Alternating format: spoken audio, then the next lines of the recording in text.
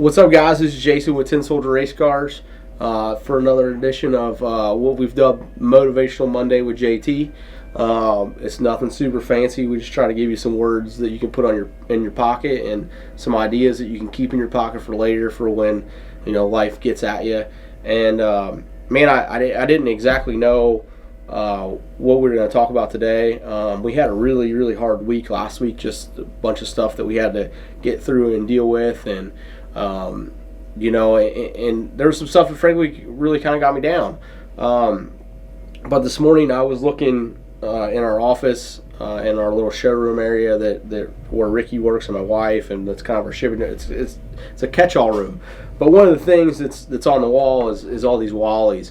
And these are from my dad, and Dad has more of them than what we have here, but just quickly glancing on the walls there, this one is from 1984, which this Wally he got before I was born. I was born in '89. This one is from 2016, which is not his most recent one. We did win a Wally with the car last year at Indy, so 2020 we won another one of these trophies, which this is from Indianapolis also.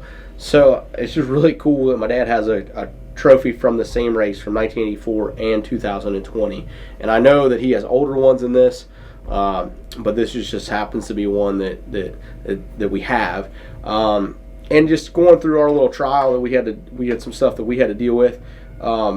Looking at these just made me think of the perseverance that my dad had, and how, a lot of times, like, things get in our way and we don't want to, plow through them. And Dad always did.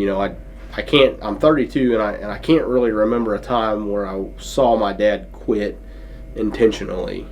Obviously you have to know when to say when, but like, as long as there was a way, we would do it. It didn't matter what that way looked like. And there's a verse in the Bible that this makes me think of. It's in Hebrews 12, and it talks about running your race.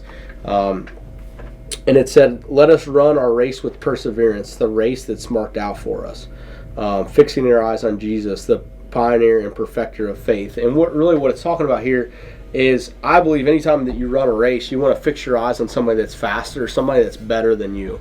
With what we do, I don't want to be the fastest person in the room. I would love to be the fastest person in the room, but if I'm not, I want to fix my eyes on whoever's better than me.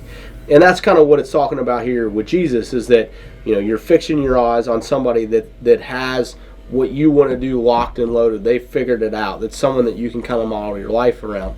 And that's one of the reasons that we race Ultra Street this year. We race Extreme Street.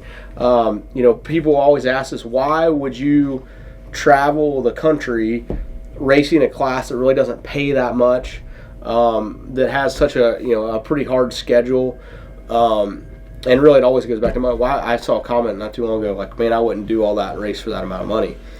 Well, the money's whatever. It's the competition that makes it great. It's that perseverance through the competition that makes it so fun. And we had a race, the last race of the season in Extreme Street.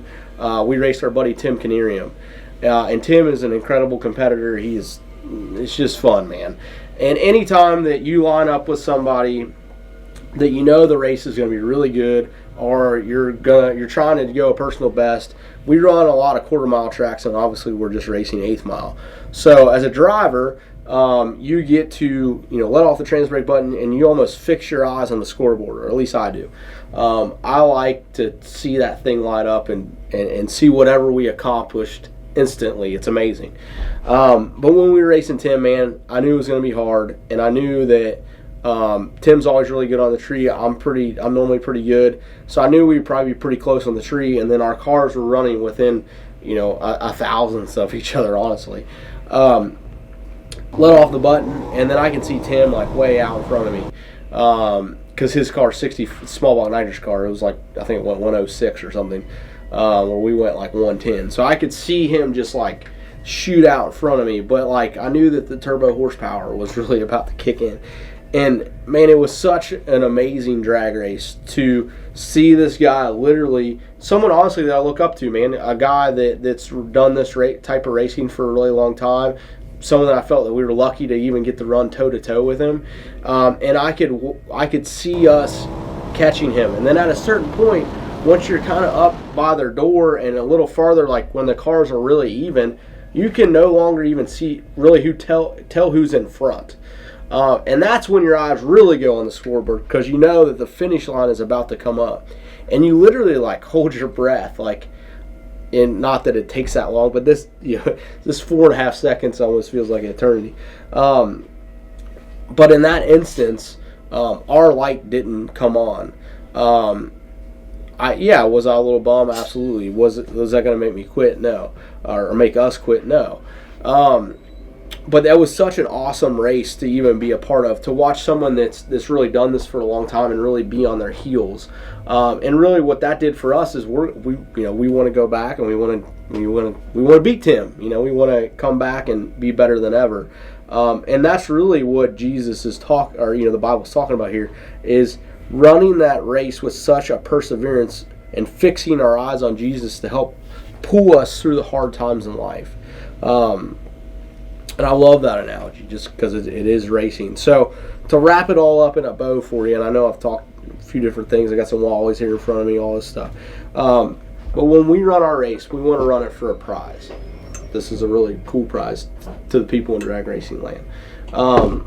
We want to run it in such a way that we are running to get the prize. We don't want to run it in such a way that we're just running. We don't even know where we're going. We want to run with a goal. You want to go through life with a goal. You want to go through life with a destination in mind. And not that can't change or do whatever, but that destination, you have to know where you're going. So I hope that this encourages you to, if the things fall in your way, stuff happens, that you persevere, you go through it, and you run for a prize at the end of the time. Thanks for watching us. We love you. Have a great day.